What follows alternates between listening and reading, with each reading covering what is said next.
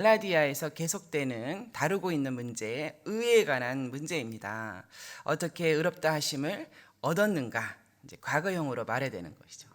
우리가 갈라디아 교인 너희가 어떻게 해서 의롭다 하심을 얻었는가? 그것에 대해서 미혹되지 말아라.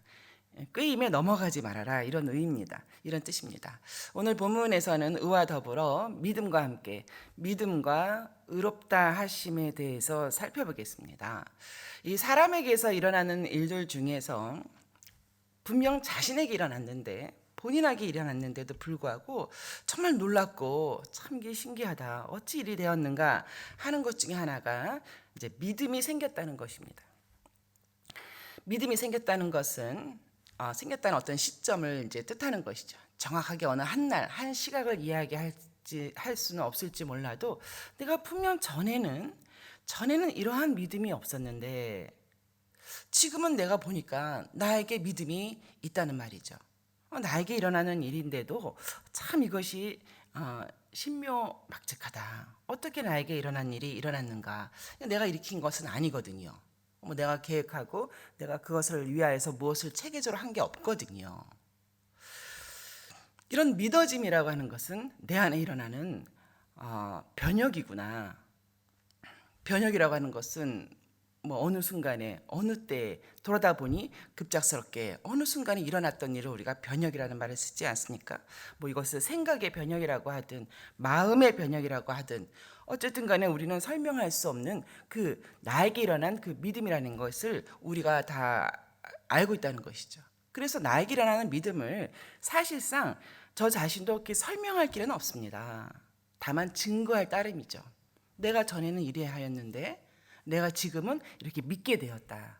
하나님의 나라의 백성으로 살게 되었다라고 우리는 끊임없이 증거하는 것입니다. 내가 믿어졌다. 이 수동태가 맞는 것이죠. 내가 믿어졌다. 나에게 믿음이 생겼다. 그런데 이 믿음에 대하여서 성경은 설명하고 있습니다. 성경은 그 진리를 밝히고 있습니다.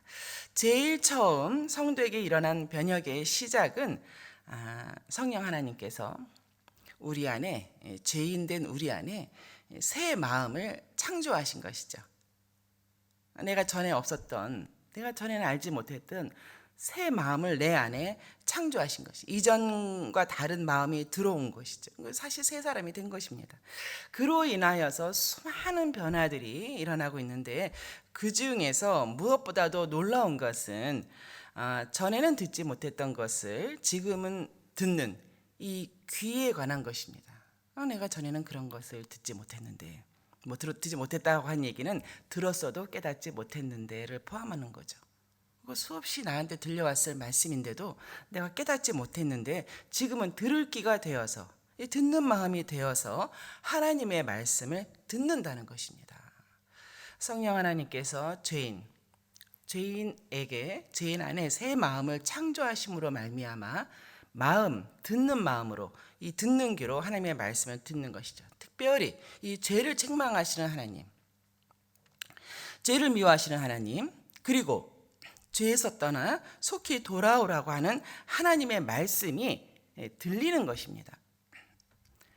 그 말씀에 내가 죄인이구나 회개하게 되고 돌이켜서 하나님께로 향하는 회심이 우리 안에서 일어났던 것이죠.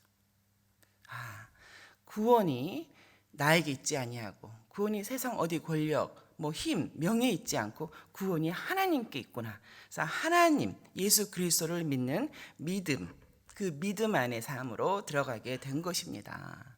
믿음은 전적으로 하나님의 은혜인 것입니다. 내가 믿어진 것이죠. 내가 믿어진 이 믿음은 하나님의 은총입니다.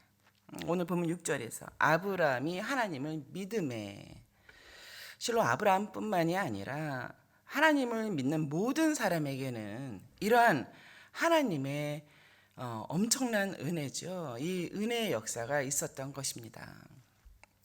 의롭다 하심은 무엇인가? 이제 6절에서 아브라함에게 의롭다, 의로 정하셨죠. 또 8절에서 아브라함뿐만이 아니라 그 혈통이 아니어도 할례를 받지 아니하였어도 율법으로 인하여서 그 어떤 의롭다 하심을 받으려고 할 생각도 없었죠. 그런 이방인에게조차도 복음을 듣고 그것을 믿는 사람에게는 믿음으로 말미암아 의로 정하셨다. 의로 정하셨다라는 말씀이 있습니다. 의롭다고 정하시다. 그러니까 칭의인 거예요. 칭의. 의롭다. 아무개는 의롭다. 이렇게 칭의를 하신 것입니다. 이 칭의라고 하는 것은 이렇게 하나님의 단독적인 주권적인 선언입니다. 아무개가 의롭다. 그는 의롭다. 이렇게 하나님께서 선언하시는 것이죠.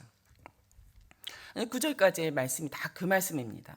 아무개 그 믿음으로 말미암아 하나님께서 의롭다고 선언한 것을 말씀하시죠.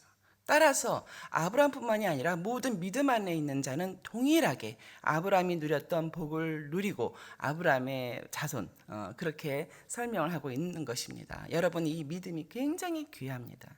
믿음을 보시고 믿음으로 구원받고 믿음으로 말미암아 의롭다 하심을 얻는 것이죠. 여러분 안에 있는 이 하나님께서 주신 이 믿음을 귀히 간직하시고 이 믿음으로 사는 삶을 우리가 이 땅에서 펼쳐가야 할 것입니다. 그러나 반대로 10절부터 나오는 이 율법은 곧 우리의 행위입니다. 율법으로는 결코 의롭다 하심을 얻을 수가 없다. 율법은 구원의 방편이 아니다. 칭의의 방편도 아니다라는 거죠. 그것은 율법이 악해서가 아니라 그 율법들을 행해 가야 할 인간이 악해서 그런 것이죠. 악한 우리 본성 안에 있는 우리 이 악함으로 말미암아 이 율법의 행위대로 가서는 의롭다 하심은 없죠. 얻을 수가 없는 것이죠. 그러면 왜 우리에게 율법을 주셨는가? 그 율법은 우리가 죄인임을 깨닫게 하는 것이죠. 율법이 없으면 우리가 죄인임을 깨달을 수가 없는 것이죠. 하나님이 주신 법을 따라 행하지 못하는, 하나님을 사랑하지 못하고 이웃을 사랑하지 못하는 그런 우리 자신을 보면 우리가 죄인이라는 것을 깨닫는 것입니다. 지금 우리의 행위를 봐도 그렇죠.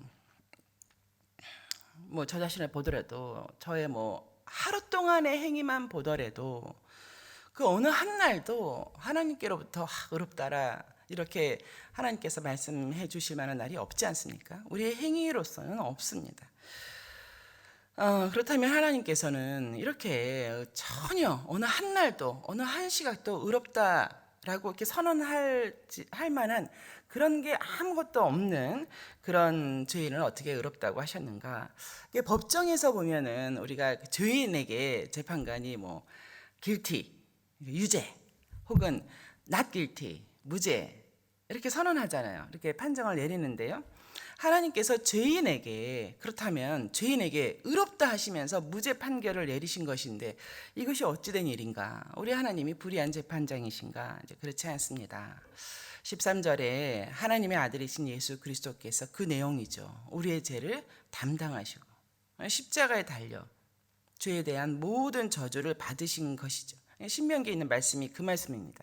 나무에 달린 자마다 저주 아래 있는 자로 곧 예수 그리스도께서 행하신 일인 것입니다. 모든 죄책을 담당하신 것입니다. 우리 전도 폭발 전도에서 많이 쓰이는 예화가 그거잖아요. 나의 모든 행위가 기록된 책. 결국 내가 유죄임을 증명하는 책이죠. 내가 행한 행위 책들이죠. 이 책이 예수 그리스도께로 전가되었던 내 죄가 전가되고 그 죄에 대한 죄책을 예수 그리스도께서 다 담당하신 것이죠. 또 역으로 그리스도의 의가 나에게로 전가된 것입니다. 그렇습니다. 어떻게 하나님께서 죄인에게 무죄 판결을 내리셨는가? 그것은 내 죄가 그리스도께로 전가되고 그리스도의 의가 나로 전가되었기 때문에 나를 보실 때에 무죄라는 판결을 하신 것이죠.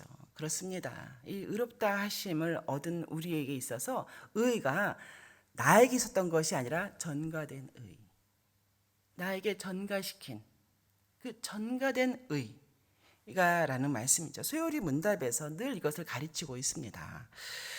소요리 문답에서 우리가 바르게 알아야 할 것이 있다. 이 칭의에 대하여서 칭의의 근거가 신앙에 있지 않다.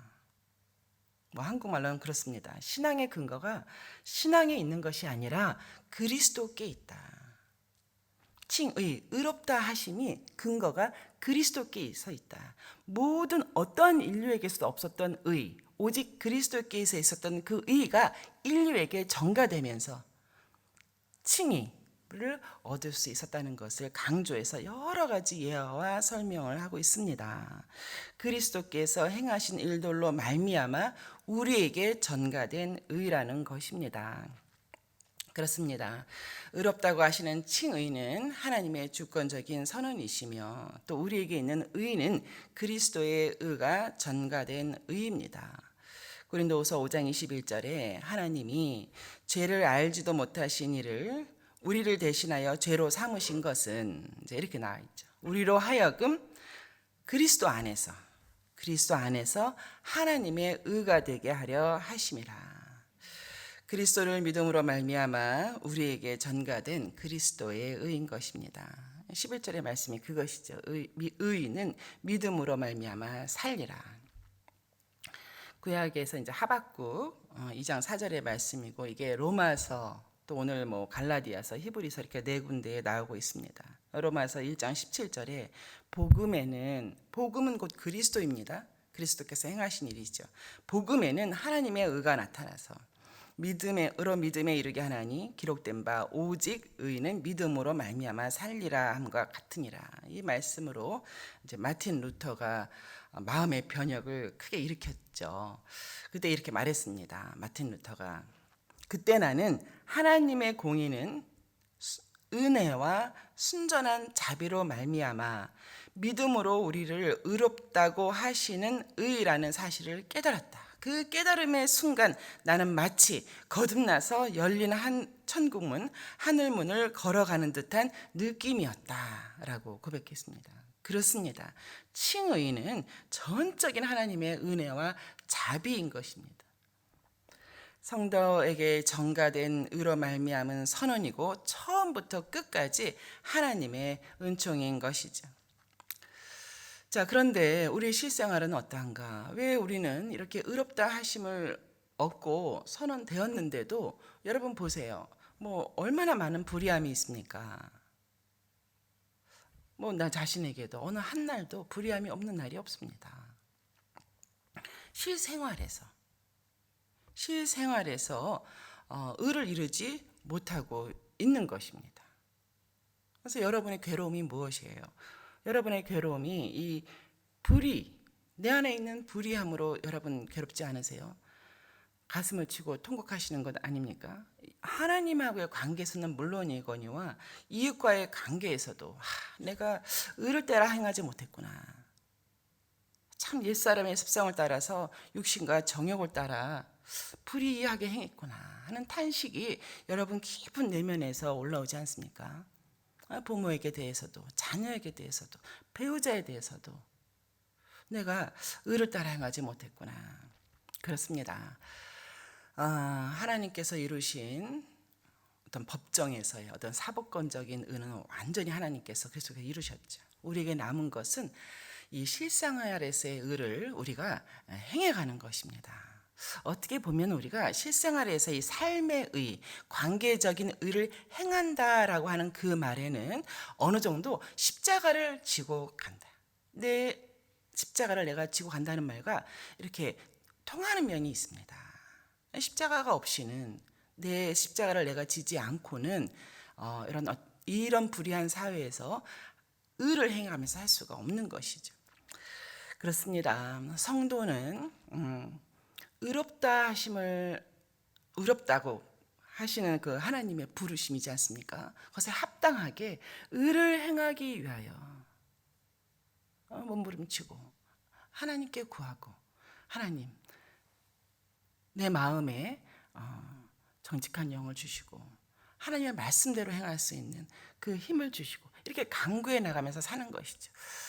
저희가 교회에서 같이 이렇게 모여 있으면서 참 저도 그렇고 하면 여러분 다 그러실 거예요.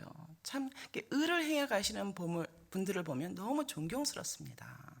관계적으로도 여러 가지 일을 결정해 갈 때도 그 의의 기준에 따라서 의롭다고 하시는 하나님의 부르심에 합당하게 행하기 위하여서 의대로 행하시는 분들을 보면 존경스럽지 않습니까? 이제 그게 그렇게 교회가 성장해 가는 것이죠. 그렇게 이 땅에서 하나님 나라의 백성으로 의를 행하며 살아가기를 늘 각성해야겠습니다. 부르심에 합당하게 또 감사하며 감격해하며 그렇게 행해가는 저와 여러분 되시기를 주의 이름으로 축원합니다. 우리 아까 부르셨던 찬송가 새 찬송가는 429장입니다. 새 찬송가는 429장, 통일 찬송가는 489장. 세상